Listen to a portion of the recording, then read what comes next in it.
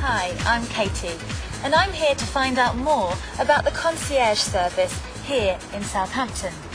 I shall be interviewing local residents to find out how the service is affecting their lives, how it works, and what they think about it.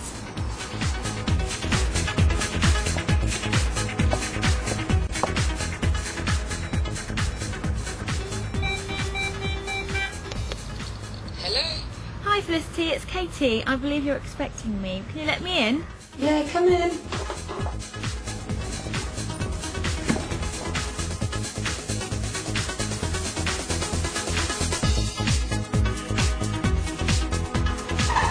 Hi Felicity, it's Katie. How are you? Yes, fine, yeah, sure. You lived here for?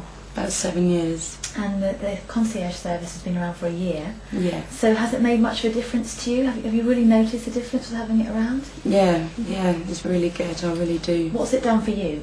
It's made me feel safer.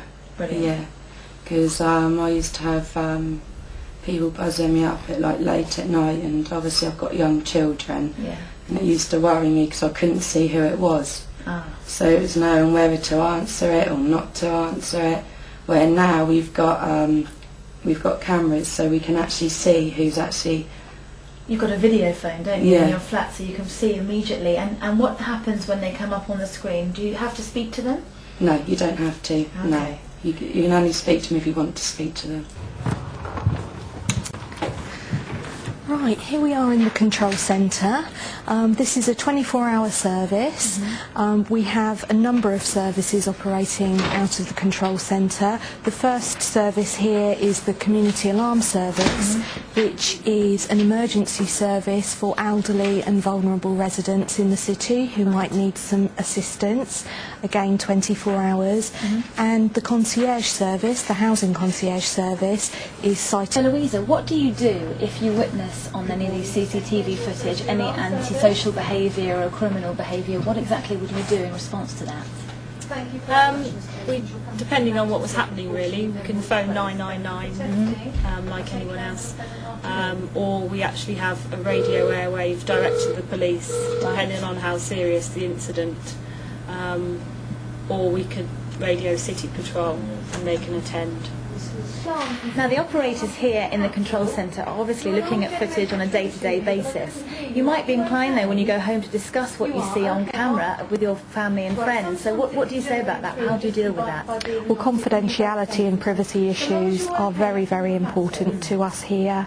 We have a secure control room, so members of the public and other officers who have no reason to be in the control centre are not allowed to come in here. It's as simple as that. So it is a secure environment, and the staff that we employ here receive comprehensive training on issues such as data protection and the Human Rights Act, and they have to complete that training and have a full understanding of it, and the sort of values that they need to adopt in terms of privacy of our customers before they are allowed to operate the CCTV cameras here in the control centre. So how do the residents enter their own tower blocks? How do they get in?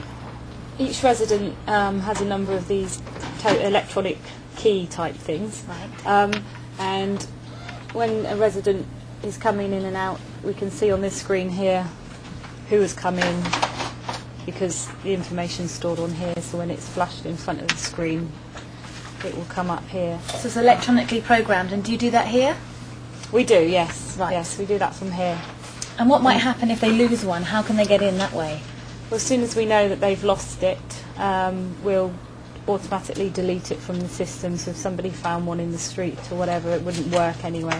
Okay, It would excellent. be deleted, and then they'd just be issued with a new one.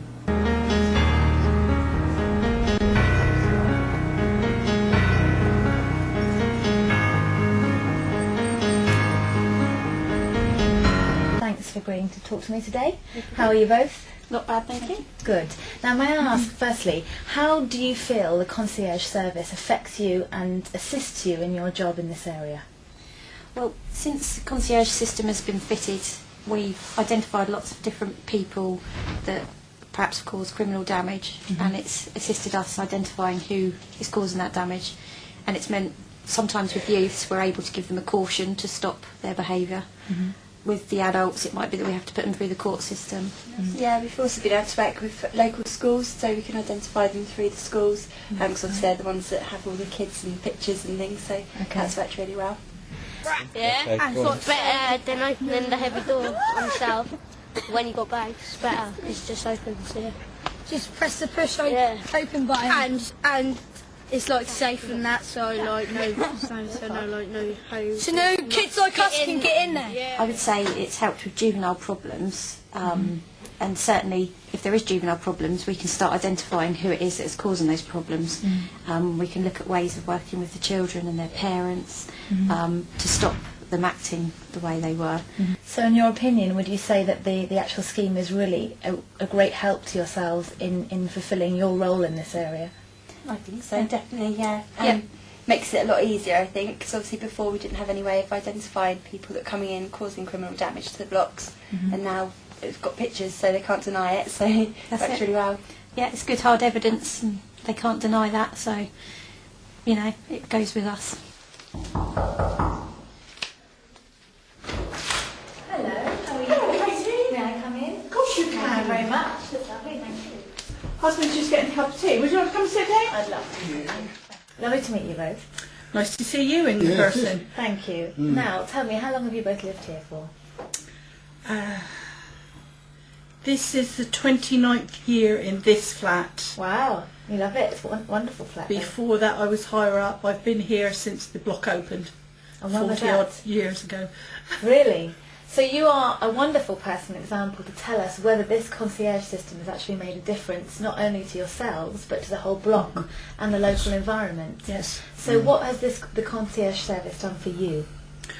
It's got rid of the noises of the characters Yes. outside.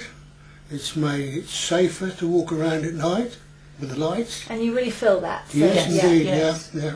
Wouldn't go out once upon a time, even if I... No, you're frightened to go out.